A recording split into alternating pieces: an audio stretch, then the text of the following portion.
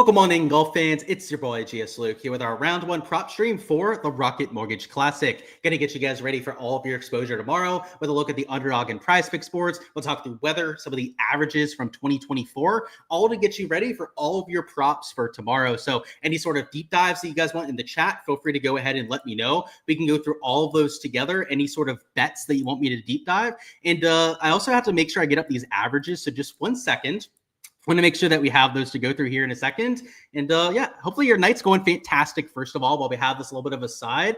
And yeah, any sort of questions you've got, they can be about props. They can be about fantasy stuff. If you guys have been able to catch the fantasy stream on the Ship It Nation YouTube channel, it's your time here for the next 30 minutes or so. But I see we got John in the chat already. Welcome on in, buddy. Hopefully you're having a great night out there yourself. And just hit me up with anything that you're curious about. But the agenda here is going to be to go through these averages, as I was mentioning. We can talk a little bit about course fit too. We're going to go through weather, how that'll impact round number one. And then I've already got a few props that I've entered myself that we'll go through as well. So it'll be kind of getting you an idea of the setup, how to attack this kind of a slate. And then afterwards, we're going to show you how to put it into practice. So the first thing I want to focus on would be the baseline from last year, but you can see it played about minus 1.4, which, believe it or not, this is already a low scoring average, was the worst and the hardest that it's ever played. And the minus 18 winning score was the highest score that we've ever had around here. So a lot of times it's closer to minus 20, even minus 25, minus 26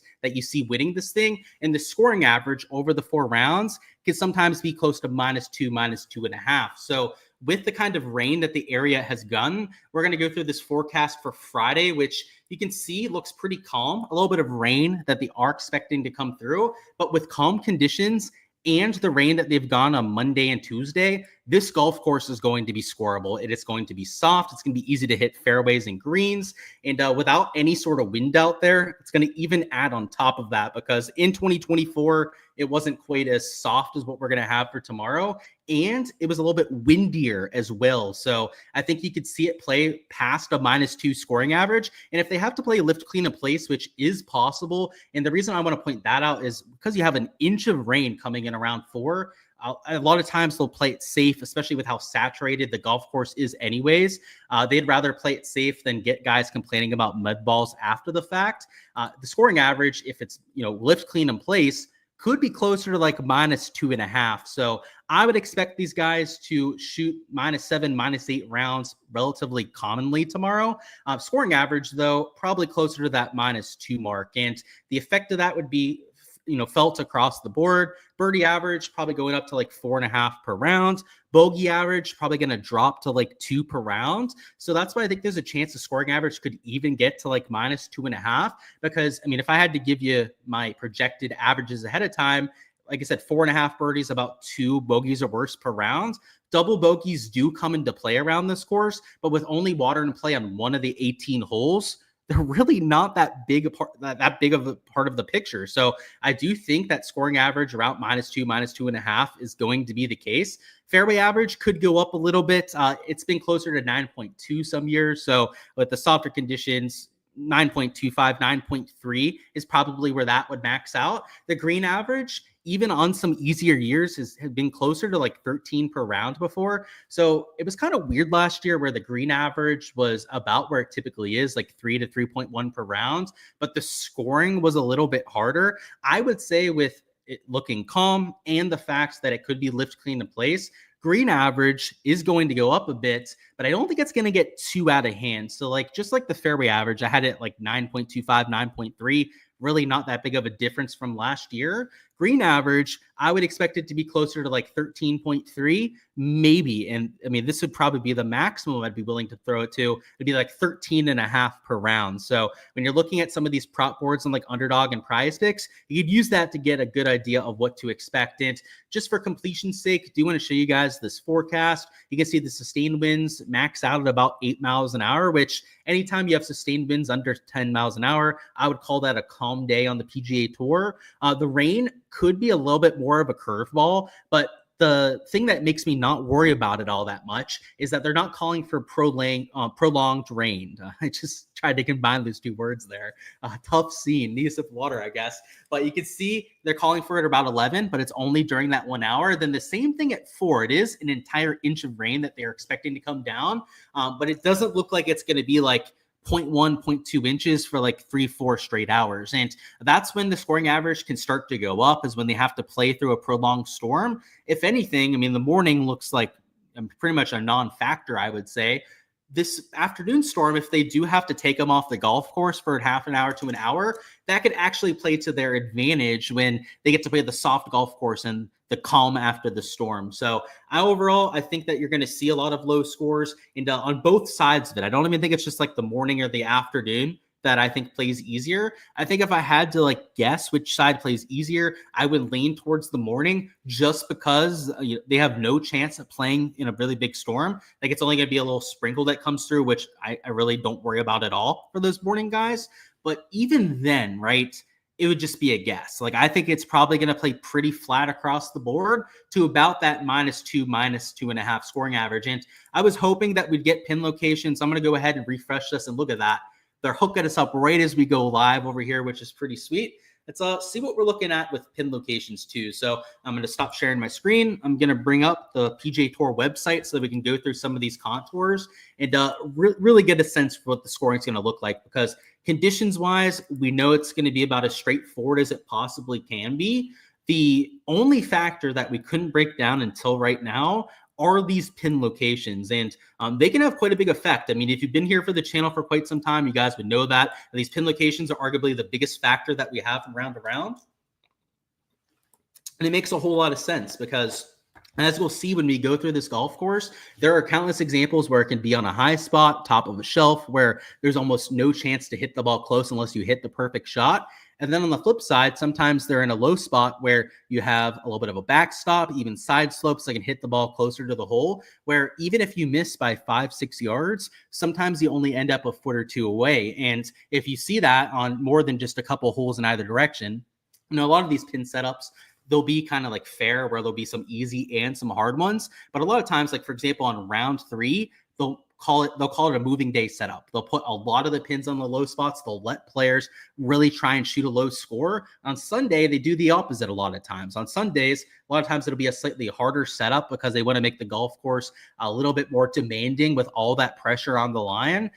Rounds 1 and 2, though, they mix it up. Sometimes they set it up really easy. Sometimes they set it up really hard. What I would say, and this is before we even have a chance to look at the pin locations, is usually when they have rain in the forecast, it's really hard pin locations. And we'll see if this is true. I just want to put this out there ahead of time so that we can test our theory here. But when they have rain in the forecast and it's going to be lift, clean, in place, they usually use high and dry pin locations, which if you've been around here for a while, you've probably heard me say that as well. What high and dry means is they put it on top of the shelves in pretty much every case that they can. And it's so that they can keep the golf course playable. It's easy to imagine that if they get that inch of rain in the afternoon, that it could puddle on the lower spots of the greens. So what they do to try to avoid or maybe delay any sort of like weather delay that they have to implement, right, to try and like make sure that happens in half an hour to an hour later than it needs to, is they put the pins on the high spots. So it would not surprise me whatsoever when we go through these locations on here,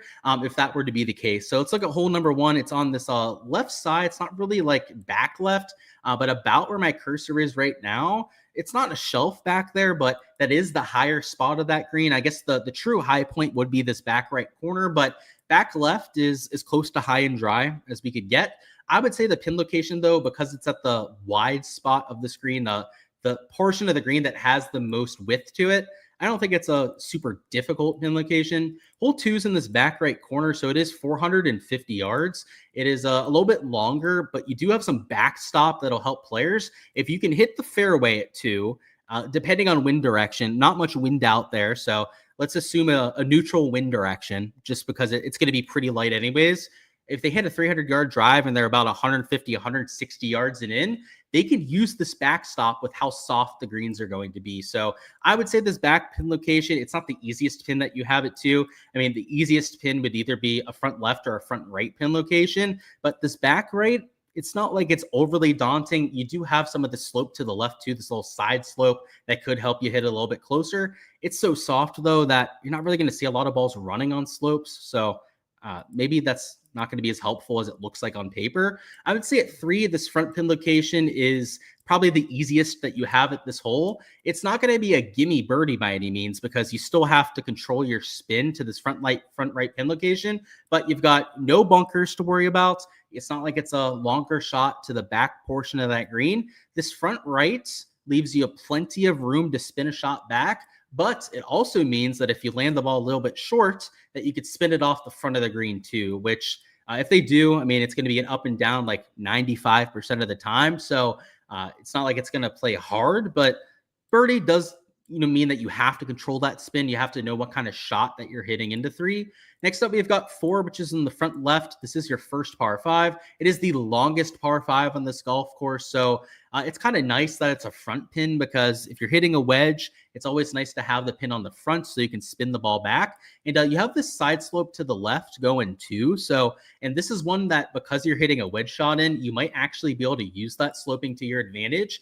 Like, for example, if you hit it just past this pin location and then suck it back, it's going to want to settle down in that low area of the green. So, these pin locations, they don't look like they're set up for moving day or anything, but you've got some easy ones. You've got some hard ones so far. Next up, we've got 5, which is on the middle left of the screen. It's kind of shading towards the front. So we'll say it's about where my cursor is right now. That is, I don't want to say the easiest pin, but it might be the easiest pin that we have at hole number 5. Reason I say that is you might be tempted to say that like this front left would be easy. I guess it depends on how far onto the green they put it, because if they put it near this backstop, then sure, front left would be a little bit easier. But if you put it just over that front edge, I'd rather be over here to the right when you have that room to work with. You don't have the backstop like you have on this left side of the green, but you've got a massive, I mean, it's just the broad side. There's nothing protecting it on the right, and it's only a 167-yard hole. So another relatively straightforward pin location. Next up, we've got 6, which is in the back left corner. This one looks really hard on paper, and in practice, it probably is pretty difficult because 460 is going to play longer than it looks like on paper, given that it's a back pin's already going to be like 475, but also you're getting no rollout in the fairways. So this is a sneaky difficult one because when you have them up on that top shelf, it's hard to get up there because you're not going to hit the front of the green and roll the ball onto the back. So if you're missing the fairway on this hole, which is 460 yards, I mean, you might see people laying up out of the rough to hit it towards that back pin location. So that's I would say a sneaky hard hole, and you wouldn't expect it at only 461. Next up, we've got 7, which is on the front portion of the screen. It is a short, reachable par 5. And it is probably the easiest pin location. We get it, hole 7, but don't sleep on this false front. You can kind of see it over here. That is going to make chipping to it a little bit harder than you might expect.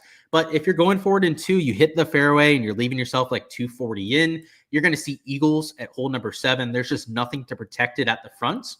Next up, we have 8, which is a back left pin location. It is a short, even potentially drivable par 4 if they were to move up the tee box. It's up on the top portion over here. So we've had some bowl pin locations actually. So a lot of times these high and dry pins, this would be a great example of a high and dry where they have it up on this little top left shelf, but we haven't seen that in more than maybe 1-2 holes over the first 8. So if that's going to be the case, I mean, scoring average -2.5, might even have to adjust it to that low. 9, it's in the back right corner. So this is kind of like a high and dry pin as well. So maybe it is like 3 on the front that we have with that kind of trend. But the easier pin locations kind of make up for it so far, at least based on what we've seen over the first 9 holes. Next up, we have 10, which is in the back left corner. This is a shorter par 4, a wedge shot in for a lot of players. If you hit less than driver, I actually think it might be an easier second shot. leaving yourself further into this green. The reason I say that is that because it's on the back left corner and you don't really want to be ripping the ball back with your wedge. If you're hitting like an 8 or a 9 iron, it's going to be a lot easier to take that spin off the golf ball than if you're coming in with like a 56 degree to that back left corner. So, if I was working with the tour player, like I'd probably be telling them to take less than driver on this hole, just because the second shot is going to leave you a lot less to kind of figure out with your caddy. And some players are good to hitting to back pin locations on soft conditions, and some are utter dog shit at it. And a lot of it comes down to experience, ability to actually flight down the ball. I mean, that's how you get to those back pin locations while still hitting a wedge from relatively close. But there are players in the field that don't have that kind of shot. So it's kind of hard to encapsulate that. You're not really going to see that in the stats, but I think that you're going to see more experienced players take advantage of pins like what you have at 10, a little bit more so than your rookies, the guys that haven't been here as long. 11's a front pin, so it's a long par 3, but it's in this front left corner. So as you can see, it's in a bowl. So I did not think they were going to use bowl pin locations like this because of the water and the potential for rain. So you can see on 11 that they are using that kind of pin location, though. If they tip it out at 233, I mean, it's still going to be pretty hard because it's 230 yards, 220, I guess, to that front left pin location.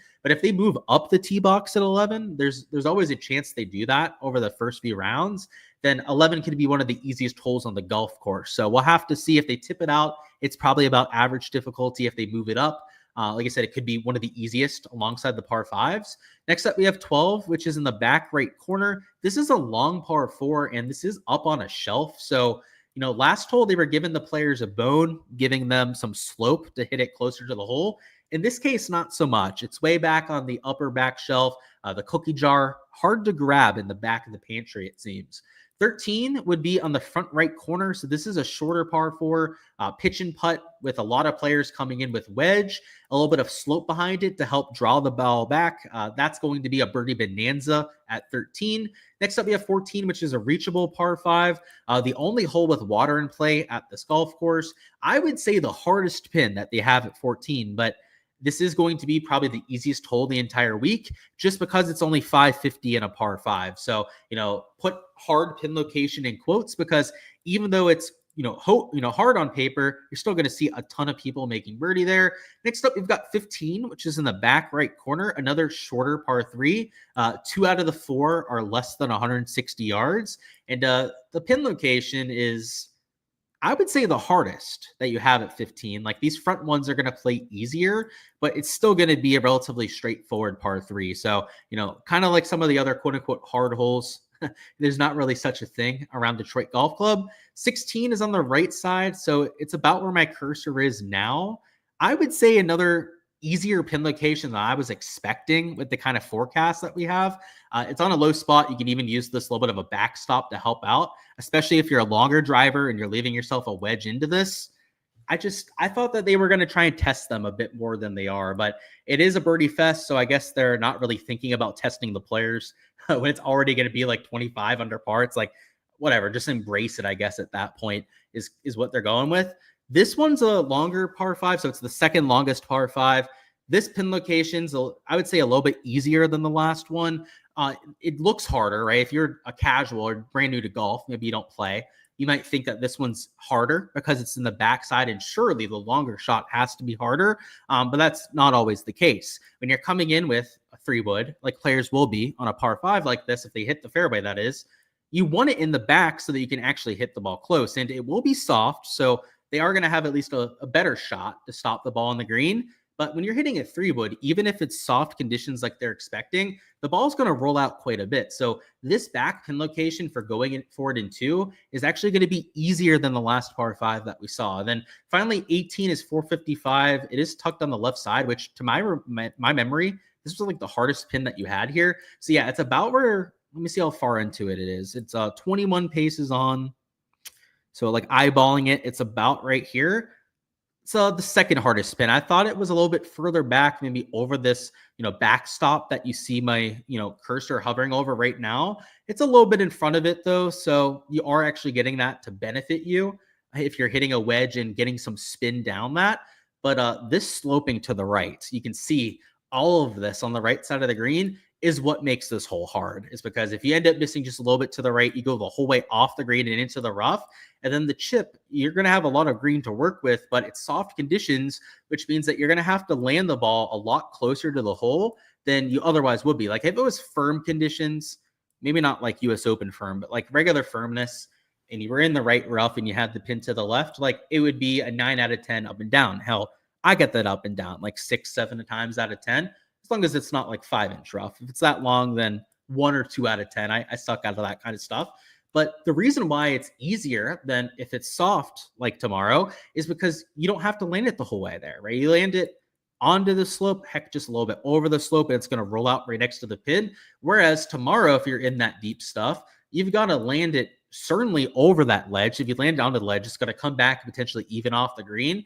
But you've got to land it over that, and it's going to be a lot harder to judge than it otherwise would be. So I would say these pin locations, just to go back to the averages, we're looking at, I hate to say like at least a -2 scoring average because that feels extremely bullish. But after seeing that they weren't as bad as what I was thinking they would be, I almost have to say at least a -2 scoring average. But to be safe about it, we'll say at least a -1.6, -1.75 scoring average. My suspicions are, though, that it'll be -2 into the -2.25 range. So one of the easier golf tournaments, one of the easier golf courses that you'll see for the entire year. And birdie average, 4.5, 4.6 per round. I think that's pretty reasonable. Bogey average, a lot of this will depend on whether there's lift clean in place. If there's lift clean in place, it could even be below 2 bogeys or worse per round. But let's assume, just to be safe, that they're going to play it down, just because we're not going to know if they're going to do lift clean in place ahead of time. There's just no way to know what decision that they're going to make. But if they play it down, probably still even then, it's going to be like a 2 bogey or worse average. So you're going to see a lot of positive stance plays for me. I haven't entered a whole bunch at this point yet. I will be entering quite a bit before round 1 starts. But let's go through a few pieces of exposure I've already mixed in. So it's going to be on the prize pick side. I see we got my guy Joe in the chat. What's going on, buddy? Welcome on in. And yeah, embrace the birdie fest. That's, I think, the way to go about it, man. It's easy conditions, easy pins, and I think the tour setup said, screw it, right? Like the winning score, even if we set it up hard, it's going to be -25. I think they're embracing it as well. What's going on, Kevin? Luke, my friend, great to see you. Likewise, great to see you as well. And we're doing well. Hopefully you can say so yourself. And yeah, it's short and ancient. That is a good way to put it. But still a quality golf course. If we can play PGA Tour event there, and -40 isn't winning it, and it was built in the early 1900s, then that says a lot of good about what the golf course has to offer. And before we go through this slip, just want to say, guys, smash the like button if you guys haven't already, and also subscribe to the channel so you guys don't miss any of the content that we do here. Not only do I cover round 1, like you'll see some other channels posting as well, but I cover every single round that we have on the PGA Tour. So that's rounds 2 through 4, about an hour or 2 after play ends over this weekend. You guys can catch live streams on this channel going over exactly what you're seeing right here. So make sure to stop on by for that over the weekend. But the first slip that I took this week was an over on Matt McCarty birdies, and then I took an under on Jacob Bridgman strokes. So it's 2 different players in terms of tee times. McCarty is PM wave. Bridgman is towards the very last half, the very last like 30 minutes or so tee times of the AM wave. But I don't think conditions are going to change that much throughout the day, right? So it doesn't really matter when they're teeing off. I think you're going to see a lot of birdies regardless. So guys like McCarthy, I should say, not McCarthy. He's the number 40 birdie maker on the PGA Tour. If I think the average is going to be 4.5, 4.6 per round, somebody that's already top 50 in the category would certainly project over that. And that's top 40 on the PGA Tour. That's not top 40 in this field. This field's weaker than a lot of the other events that we see. In fact, it's one of the weakest field events that we have this month on the PGA Tour schedule, which means that McCarty, who, yeah, number 40 is still really good compared to most PGA Tour players, but in this kind of field, he's top 20 when it comes to birdie or better percentage. So you're telling me that the birdie average, or I guess I'm telling you, right?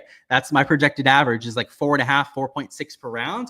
You're telling me the guy who's top 20 in the category can't get over that sort of number. Like, that's why I think that there's value there. And I know that's a very rudimentary, very crude way of maybe explaining that sort of value, but to make it maybe a little bit more digestible for people that are newer to betting props, that's the idea there. And, I do mine based on projection. My projection for McCarty birdies is a little bit over 5 per round. So that was the main indicator that got me onto this bet. But when I was running averages, when I was trying to get an idea of what to expect from the field, and I saw the 4.5 birdie average, the first thing that I did when trying to find something to enter is I went, okay, let's see if there's anyone at that 4.5 birdie mark that is an above average birdie maker. And that fits this golf course quite well. McCarty, above average birdie maker. We've mentioned that already a few times at this point, but he also fits this golf course quite well because it's not an overly imposing golf course. It's not overly long. He plays well at Birdie Fest. That's where he won in the fall swing. He won at the Black Desert Championship. That was a golf course with a more than a -20 winner. Also a relatively soft course. They had to play lift, clean, and place, I believe, for the first round at that event, which is crazy for a desert course. I mean, they hardly ever get rain out there. So the fact they had to play lift, clean, and place was notable at that sort of event. But if McCarty can win out there, give me him at another Birdie Fest to go slightly over the birdie or better average. So that was the idea with the first one. Again, PM tee time, which I slightly prefer the AM guys, but it's not the end of the world. He's teeing off around 1 p.m. local. And then the other prop I took was this under on Jacob Bridgman strokes. So he's at 69.5. It is a par 72 setup. That means he's going to have to shoot -3. And going back to the averages, if I've got the scoring average, predicted scoring average at like -2, -2.5, that means he's got to gain a half a stroke to a stroke to the field to cover that sort of line. And I went over this in a little bit more detail on the DFS live stream, but guys like Bridgman, I think aren't getting enough credit for how good they're playing lately because he's taken such a step up in talent level and with the guys playing against him. And what I mean by that is if you're not familiar, you're not like a big PGA Tour hardo, you might not know how the schedule is formatted this year and has been like for the last year or so. They have these signature events now where not everyone just can play in them, right? It's only the world's best players that can play in these signature field events. And guys like Bridgman, I also mentioned it with Jake Knapp because he's another example of one of these guys that maybe doesn't look like he's playing that good, but I think there's an argument to be made that he actually is playing better than what you see on paper because before you had the recent run of success this year, guys like Bridgman and Knapp weren't playing in those big time fields. They weren't playing in major championships. They were playing in fields like this a lot more regularly. And they're lower tier fields. It's easier to gain strokes when you're playing against slapdicks as opposed to literally the world's best players. And even then, Bridgman is still gaining strokes on average to the field. Guys like Knapp was doing the same thing over that kind of stretch. So I think he's playing better golf than a lot of people are giving him credit for. And just like McCarty, you play him at courses that aren't super difficult. You play him at courses where you can hit wedges and you can try and make a lot of birdies and a lot of putts to get there. And the thing about Bridgman, that's great. And I know it's a strokes line. We're not taking like an over birdies and better. If he had a 4.5 birdie line, by the way, I would have nuked that. I would have liked it even more than the strokes line that we have posted on here. But he does well at courses where if putting will help you out, I mean, he's a world-class putter, one of the best that you have on all the PGA Tour. If that is going to be an advantage, that's always going to be a big part of the course fit for him. But you also want him at courses where you have shots on approach from less than 150 yards. He's not a good long iron player. He's not good from 175 plus yards. You've seen him kind of implode on those shots. He's been in contention like 4 or 5 times this year. And usually the reason why he doesn't win is because he'll implode on some of the longer par threes over the weekend. Well, this golf course, there's one long par three, that one that's 233. The rest of the golf course, though, are the exact kind of holes that he takes advantage of. He's a high birdie percentage guy, so he's always a good par 5 scorer. He's got distance off the tee, too, so he can take on those par 5s and 2. But also because he's good from 150 yards and less, you saw all those short par 4s when we were going hole by hole. He eats all of those holes alive. So he doesn't have a line for comparison on books, but they have some other like mid-tier players at 69.5 strokes. And some of them are even money. There were even a few that were juiced like -120, -130 towards the under. I would argue that Bridgman's not a mid-tier player in this field. I would argue that Bridgman's like a top 25 player in this field when it comes to that talent level. So you're telling me kind of like the McCarty line, right? If the scoring average might be -2.5, by the way, -2.5 is 69.5 strokes. It'd be exactly that sort of number. You're telling me you can't have a slightly above average day if that's going to be the scoring average? That was also part of the starting point I got to when I was trying to find some plays for tomorrow. So I always like to go through the thought process, not only to give you that reasoning so you can decide whether you want to tail it or not yourself, but also so that I can give you insight into how I found the value to begin with, so that you can incorporate that process or maybe some of the things I mentioned when going through all of that, so you can use it yourself and try and find some value to add on top of that. And of course, guys, this won't be the only slip that I'm entering for round number 1. On my Patreon page, there's going to be a lot more posted, whether it's on Underdog, Prize Picks, Sleepers, another website that we've been playing a lot of these pick'em props on. You can find all of that over there, but on the Patreon page, I give you guys the same type of analysis, right? It's not like I ever post these props without giving you guys that insight, because I pride myself on running a Patreon page that's a lot more process-based and that'll help you actually learn to be a better of golf, whether that's, knowing how to take on these specific prop categories, break down a golf course and the pin locations and what kind of implications that has on the slate at hand. All of that is what you should really be taking away from this. And there is some correlation between these two. So it is a 2.75x payout.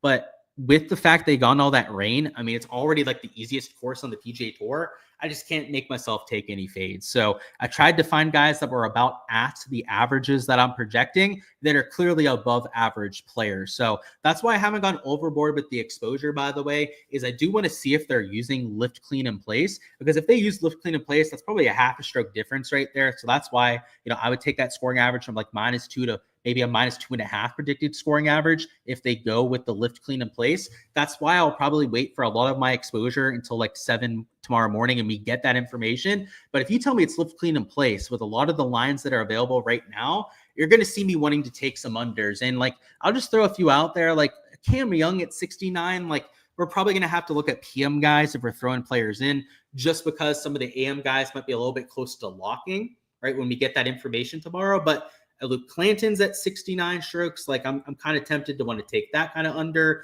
Jake Knapp, I mentioned him in the same sentence as Bridgman, somebody that's playing in the bigger time fields now, and maybe doesn't look as good on paper because of that. But like with birdies as well. So if we go down to the bottom, McCarty, of course, I'm already playing as a PM wave player for the over. But if it's lift clean in place, scoring average is like -2.5 for the morning guys. Like, there are guys at 4.5 on here that could make sense for the over as well. Like Sam Ryder kind of stands out. Who else was I looking at before? I know it was McCarty. I know it was Sam Ryder. I guess that was an AM wave player that I think, it was Highsmith I was looking at, but he'll be locked by the time we get that information tomorrow morning. But like your Riders, maybe even, I know Hostler isn't as good with the birdie or better percentage as a Sam Ryder. Sam Ryder's top 50 on tour and birdie or better percentage. Joe Highsmith, I think, was like number 49. McCarty, number 40. That's why those were the players I was looking at for the over at 4.5. But those are going to be the kind of spots I'm trying to snipe off the board before Prize Picks and Underdog end up adjusting for the scoring averages. And at some point they will, or if it's playing easier than what they predicted. So if it is playing like -2.5, like these sites will bump up the birdies by 0.5. They'll probably bump down the strokes by 0.5 to a stroke in some cases. But it doesn't happen right away. What you can do, especially somebody like myself that prides themselves on staying on top of this, has a Patreon page, is, doing this professionally. This is how I make my money, right? It's not, because I run a Patreon page or run YouTube ads that I make a majority of my money. Majority of my money is generated by the action that I'm playing on sites like this, Draftkings, DFS for example, and all those different cases. Somebody like myself is going to be eagle-eyeing those averages tomorrow, because if you can catch the easier conditions before they're able to adjust for them, I mean, there's value across the entire board, right? Let alone on specific players that you're eyeing up. So like, for example, like Davis Riley, he's not as elite in birdie or better percentage, but he's also in that top 50 to 60 on tour in that category. Like in the PM, I'm already going to know ahead of time my targets for if we see those easier scoring conditions, so that I can go out there and attack them before they move. Because, if I'm being lazy about it, not really getting ahead of things, and I'm like, okay, if it's easier, I'll just take some like overs on birdies, some unders on strokes. You're not going to have enough time to fully deep dive the players that you take if that's the case. So, maybe not everyone has as much time as me to break this down, because like I said, this is my job, what I do as my profession every single day. But if you do have that time, let's say it's a little bit of a non-busy morning, or let's say you don't go into work until the afternoon, maybe take an eye,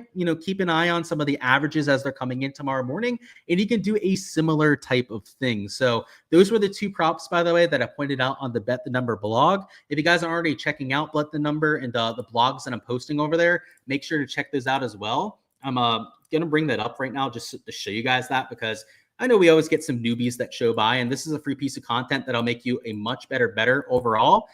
Bet the Numbers website, I'll just throw their website in the chat, give you guys an easy way to get to that. All you have to do to find my blog, and this is free every single week, is you click blog in the top right over here, and then you click on the one that I do. So they have one that's for members. That's this breakdown. The course and prop preview that I post every single week, look at my fine face right there, is completely free. So it's not like you have to subscribe to see this. Goes through all the averages. It'll give you some like course and event details that, I don't know, they're not really needed, but I guess they're nice to have. But you go through a lot of the course breakdown stuff, which we're not going to do it now together. We've done a lot of it together already, talking about like what plays well at this sort of golf course. But at the bottom, right, is where you would have found those two exact props. And they didn't bump this time, but a lot of times they end up bumping shortly afterwards. So if you guys want access to this free slip, and it's for round one every single week, make sure you follow the Bet the Number blog. I believe there's a way that you can put your email on this so that you get emailed when all of these go live, so that you don't miss out on any potential line movement on props that I'm posting there for free. So highly recommend checking out Bet the Number. Great website. We use it for a lot of our research as we go through showdown stuff. We go through prop stuff here all the time. But even better to check out their blog stuff too, because for completely free, you get, I think, an insane amount of value. Like this blog I put together every single week is essentially like an encapsulation of like everything that I do, and it's free, and it's in like a 5 to 10 minute read. So, there's a lot of blogs out there, and, a lot of them I enjoy. I read a lot of them every single week. So I'm not trashing them too much when I say this, but they enjoy hearing themselves talk, or hearing themselves, I guess, write a little bit too much, and they put a lot of fluff into their articles. They end up taking you like a half an hour to read. Truly, this entire article probably takes you 5 minutes to go through the entire thing. There's a ton of information there. It is a unbelievably action-packed 5-minute read, but nonetheless, it is not going to take up your entire day. And I think that there's a lot of beauty in that as well. Let's see. Thoughts on Molinax for the over at 4.5 birdies? I'm assuming the over, right, is what you're looking at there, Bryce? So his birdie or better percentage is hard to narrow down, just because I don't believe he has a big enough sample size for the year. But let me double check on that. I know I haven't checked it for a while, so maybe he's worked himself into a big enough sample size that he's listed on these rankings. But let's see. So scoring, birdie or better percentage. And let's see if they have the Molinax on here. So yeah, they do, and he's number 15 on tour in the category. So the issue is, and there's a reason why, like I was like, okay, what does the sample size look like? Because he does not play very much out here. In fact, let me see if I can find him. I guess he probably wouldn't be on this list. Let's pick up Data Golf. And let me see exactly what events that's getting counted for, because if it's all Birdie Fest that Molinax has played this year, and I kind of think it is, then that 15th really doesn't mean that much. So let's examine. So since 2025, he's played in like 12 events, and they're not all easy. So like Charles Schwab Challenge, I wouldn't call that like an easy golf course. It plays like even to minus 0.5 for most rounds. Valero's not that easy. I mean, Players Championship, obviously not an easy course. Cognizant has become a birdie fest. Mexico Open is certainly a birdie fest. You know what? I thought it was going to be like Puerto Rico Open every single week. I thought it was going to be like Shriners Children's Open type shit, where he was 15th in the world on birdies, but it was because he was playing those kind of events. And that's not the case. I mean, Canadian Open was, easier than most years, but it wasn't a birdie fest by any means. I know he finished T43, so let's not give him too many flowers for that kind of performance. But yeah, 4.5 birdies, I'm okay with that. I have some slight hesitation, and the reason for that is because it's Trey Molinax, and I mean that as respectfully as humanly possible. He's, just for lack of a better word, a guy on the PGA Tour, just kind of like an average player, maybe even slightly below average, some would say. at that portion. However, when you look at the birdie or better stats this year, and it's not even that fluky with what we've seen, it backs it up quite well. So yeah, I would lean on the over on that one for sure. I'm just a little more hesitant about it because and I mean, we'll compare it to McCarty. McCarty has played a good mix of events where he's played some easy ones, he's played some hard ones in there too. He's got the 2 majors. That's the big difference, obviously. And the majors are really going to throw things off. In fact, all 3 majors, right? He played the Masters too. And he's number 40 on tour in the category, and he still played all the hard events. Even Farmers Insurance Open, that was a hard golf course at Torrey Pines. Yeah, that I would lean on the over, but I do prefer guys like McCarty that I know have played all the hard events because that really does throw stuff off. He said, "Yeah, gotcha. I appreciate the insight, of course." And yeah, let me know if there's anything else you want me to deep dive. But before we get on to any of those last second questions, do want to go through some matchups for tomorrow. So let's go to the 3 balls, see what we can cook up here. And if you guys follow my matchup strategy, rounds 2 through 4, a lot of it comes down to the shots gained metrics, which we don't have round number 1. But I'm always, even without the shots gained metrics, I'm always looking for long shots on these 3 balls. You're not going to see me betting guys that are minus money. Even plus 110, plus 120 normally isn't enough to draw my attention, because when you've got 3 players to choose from, I mean, plus 200 odds should be on average what you're getting. And obviously they're taxing you on that because you're not getting plus to 200 on average between these 3 players. But if you can find me somebody that's getting closer to plus 200, and I think they should be the favorite in a group or very close to that favorite, you'll see me take a shot on a few of these different players. So Smalley and Norn, that's not enough value at those kind of numbers. And I mean, that just shows you the kind of tax that they're putting on this, because there is so much inherent juice involved with all these different spots. I thought that was Cam Young for a second. I was like, Cam Young plus 180, sign me up. But that's the other Young, Carson Young. Some would say is the better of the 2 Youngs at this point. Maybe not so much this month, but for a lot of 2024, 2025, you wouldn't have been crazy if you said that. I've got to admit, Chandler Phillips, a little tempting, at least at plus 210. He's not a world beater by any means, but neither is Rico Hoey. Definitely not plus 135 world beater towards the left. And then Molinax, like I said, it's kind of just a guy. It's kind of just there. Plus 180. I think that's kind of fair. I'd probably put him at plus 200 if I was making the book for myself.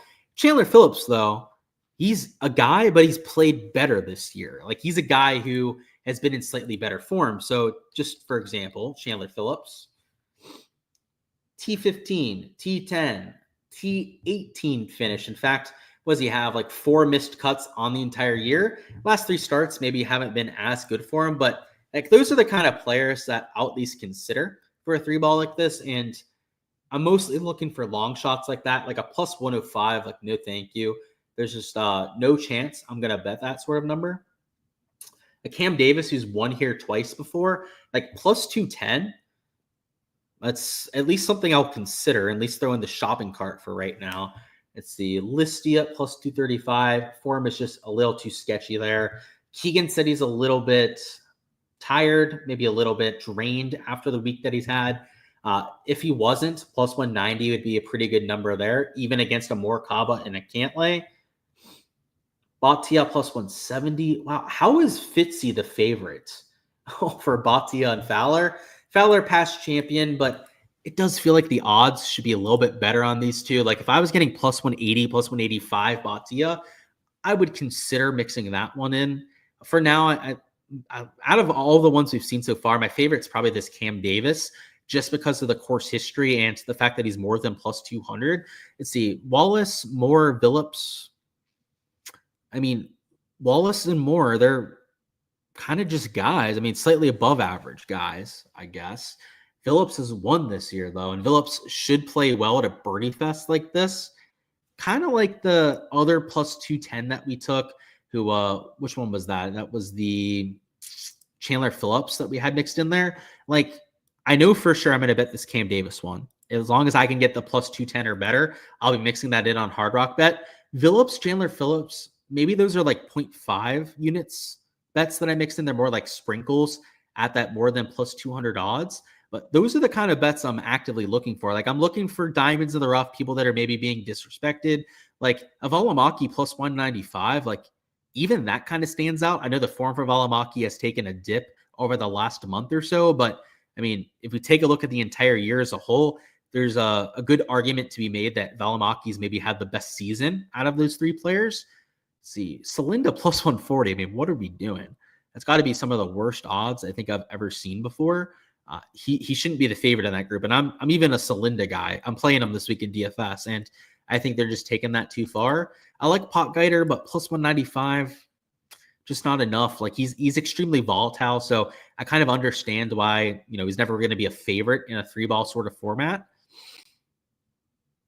Like this is a good one right here. Like Jaeger's also played in some of the signature field events, but Tom Kim hasn't.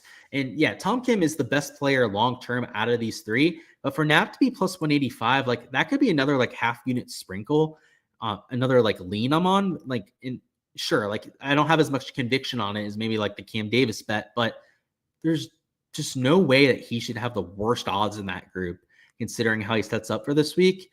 Don't know if I have the balls to play a Max Homa 3-ball, but he's had all top 25 finishes over the last 4 years at this golf course, which is probably the most impressive course history out of that grouping. Let's see. Ryder, Ramey, Higgs. Yeah, no, thank you. Grayson and Højgaard. Højgaard fits the style of golf quite well. He makes a lot of birdies. He hits the ball a long way. Can take advantage of the par fives. Like that's another one that I don't love it. Like plus 185 is like kind of borderline on whether I'd play it myself or not. But like if you gave me like plus 200 odds on Højgaard, then I'd for sure enter that. That'd be a full unit bet if I can get that sort of number. But as is, maybe like a half unit sprinkle on that sort of a player. So this should give you a little portfolio of bets to consider.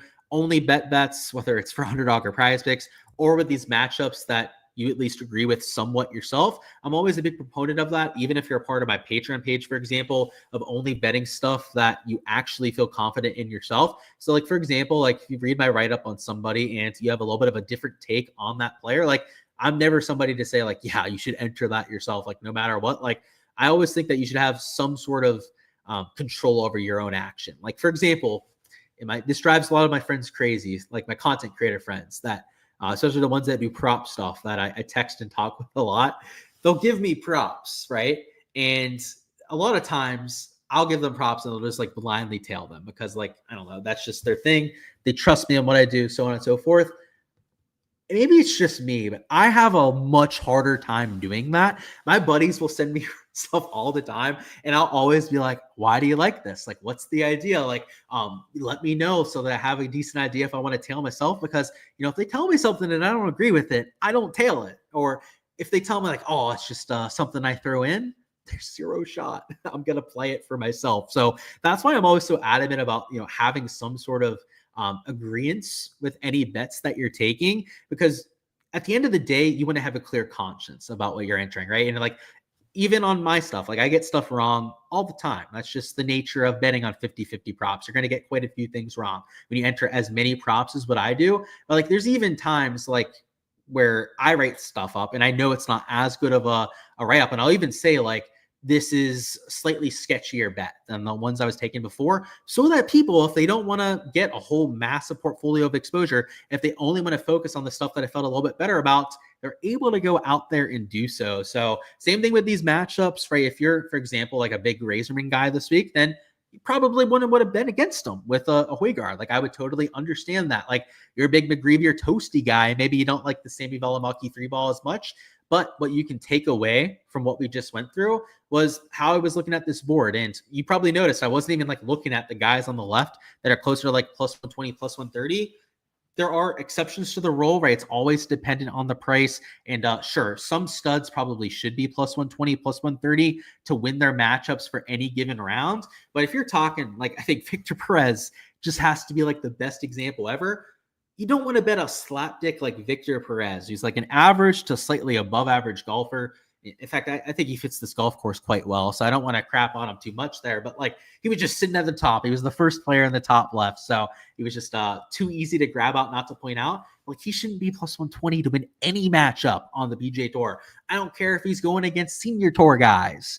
As the other two players, that would probably be even a little bit too much. So that's why you see me look into some of those longer shot players. In a lot of cases too, I was also targeting, it's not even just the player that we're betting on that mattered, right? It was like in the case of this Phillips versus Wallace and Moore group, it's like, okay, like these are just like average players. Like I know Phillips, he doesn't have the most consistent form. He's a very much so a boomer bust player, but this is a boomer bust golf course, and we're getting over that plus 200 number. Like I'll almost like blindly take the long shots like that. It's not blindly, but like I said, almost blindly take a long shot like Carl Phillips when it's against two players that I'm not all that scared of. So for, of course, every single matchup as I enter them, make sure to check out the Patreon page for that. I don't post those like on the Patreon page itself. That is a part of the Discord channel that I have along with the Patreon page that I run. But on there in the Discord is where I post all the Hard Rock Bet stuff that I enter. And of course, for all the Underdog and Prize Pick stuff as I get to it, that can all be found on the Patreon page itself. So link down below to get access to the Patreon page, and see if there's any last second questions to get to down in the chat. You said you only got sleeper. You said you got another birdies or better. You said McCarthy's not listed. So that Molnax one, you might want to take a look at, Kevin, but see if they have a strokes line for him. I mean, if you have him at 69.5, I wouldn't be against that sort of an under. I do prefer the birdie line. In fact, if they had a birdie line for Jacob Bridgman at 4.5, I would probably take that over too. But let me know if they have a strokes line posted. I think for McCarty, that could be a good way to go about it. But if not, Molnax. And I know I mentioned Sam Ryder. Like that was one. I haven't entered it, but I was kind of side-eyeing it. And then Davis Thompson too. I guess we could throw into that same kind of bucket. Let me see where those two rank. Sorry, not Davis Thompson. Davis Riley. So he's there at number 71. And then I'm going to look at Ryder and then Hostler. Hostler was the other one I was thinking of. Ryder, number 40. And then Hostler is not as good in this category, but he does make quite a few birdies historically, at least on the PGA Tour averages. So yeah, like my favorite, if you can't get that McCarty line, would be Ryder, Hostler, and then maybe Molnax would go as the number 3 player there. Of course, I got you, bro. Alrighty, guys, that is all I've got for the prop and betting live stream. Best of luck with all the exposure that you guys are getting to, whether it's for rounds 1 or for rounds 2 through 4. Rounds 2 through 4, we'll have live streams just like this one. So make sure you subscribe to the channel so you guys don't miss any of those when they're live. It'll be about an hour and a half to 2 hours after play ends. We'll be going live, going through the stat averages for the day, as well as pin locations for the next day coming up to give you guys a really good sense of what to expect. And the best part is about like rounds 2 through 4 is at a time, we can look at last year's averages, but when we get to round number 2 and we're handicapping that, we have data from the golf course that same day. We're not guessing on how soft it is. We're not guessing on how long the golf course is playing because of all the added moisture. We're going to have actual data from all the 150 plus players that are on the golf course tomorrow that we can circle back and use for round number 2. So if you enjoyed this kind of stat breakdown, giving you guys not only the plays that I'm getting to, but also the thought process and the reasoning behind it as well, make sure to subscribe because we'll have all of that coming throughout the weekend. And like I said, unlike a lot of the other channels out there that, preview events ahead of time, they give you, a baseline before it starts, so then you're kind of left hanging for the rest of the week. Rounds 2 through 4, I do even more content than what I have for main slate. So if you enjoyed this, there's going to be even more to come throughout the rest of the weekend. And throughout the process, you're going to learn a whole lot more about your golf betting. I can guarantee you that much. And, there's going to be winning and losing days. I can never guarantee the best success. In general, I've had a lot of success doing this. There's a reason why I can do it for a living at this point. I think that kind of speaks for itself. But what I can guarantee you for sure from joining my Patreon page or just following my content and subscribing for free here on YouTube or on Bet the Number is that you're going to learn a lot about how to break down a board, because I go through my entire thought process. A lot of people out there that do this, that are cappers, they refuse to go through the thought process because they're scared that their members are going to learn how to do it themselves and then not have to sign up for their Patreon page, which I think is despicable. Just obviously that's not how I run things with what I do, because I think that's the whole point about having things like this, right? I don't think that anyone should have to join a betting page their entire career, their entire life, just to get bets to put in on the side. Ideally, at least the way that I see things in a perfect world when it comes to this betting business, is that there are pages like my Patreon page or classes, whatever you want to call them out there, where you can learn how to bet for yourself, learn how to fish per se, right? Is the analogy that a lot of people do, right? Rather than just giving someone fish, you teach them how to fish themselves so that they don't have hunger the rest of their lives. That's essentially the idea, right? Is I'll give you a blueprint for how to break down a golf course, break down a board, and find bets for yourself. And a lot of people end up staying along for a long time. Heck, I've had people that have been a part of my Patreon page for 4+ years at this point, that probably aren't ever going away. Even if I wanted to shake them like I probably can't. Well, that's the lovely part about it. Some people do enjoy having that perspective long term, but I've also had people that have joined my Patreon page that have started as complete newcomers in this business and that now run Patreon page dub clubs, for example. One of them's on, was it like WAP or something, is like another one of the sites that lets people be handicappers and whatnot. I know more than a couple that are running their own pages now based on what I taught them in this business. So, there's a precedent for what I do. I've made touts, I've made handicappers myself based on this process. And I think that's by far the most valuable thing that you can learn in the process. And the other thing too is like why people always ask like, oh, why would you say your edge? Because that is a valid concern, actually. And it's something I had to tackle when I first started doing this. And it's a simple answer. And especially the more and more I've done this, the more and more I've come to know that this is true, is the golf betting space is always going to change. And there's always a new edge to chase. At first, it was correlation. It was breaking down the golf course and then correlating everything in that direction. Those were the glory days, I would say, because back in the day, you could take like a 4-man slip all in the same direction. It would pay like the full 10x. And that's for a flex play on PrizePicks. You used to get the full payout no matter what you were taking. But as time has gone on, we'd have to evolve that process. We've had to try and find new ways to try and find an edge.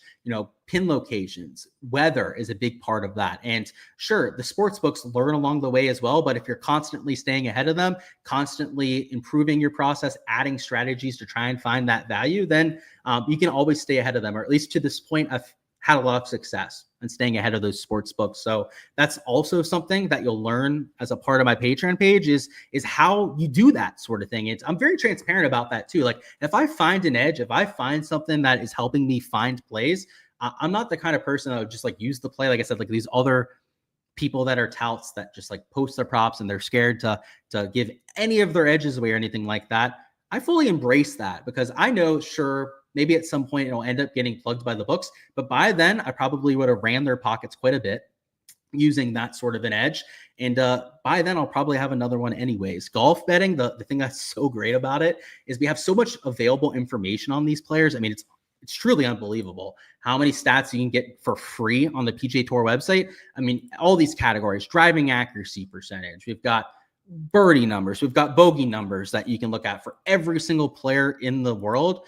Not only that, but you can get even more specific than that if you'd like to try and break down these sort of plays. There's not a lot of other sports out there where you can get this specific with the analysis for free on what the PGA Tour posts. Like, sure, NFL, some other stuff like MLB, you can find analytics sites that if you pay for will help you with matchup stuff, etc. When breaking down those kind of sports, PGA Tour gives you pretty much all that information for free. So if you're not taking advantage of that and you're not using that to try and find an edge on these props, then you're doing it the wrong way is what I'd say. Alrighty, guys, that is all I've got for the live stream, though. Best of luck with everything that you guys are going with. Wanted to see if there was any last-second questions that we needed to go through, but it looks like we're good from that angle. If you haven't already smashed that like button, go ahead and do so before you hop on out of here. And I'll see you guys tomorrow evening for the round 2 live stream where we'll have the stat averages to work with and hopefully can continue a good run of prop betting.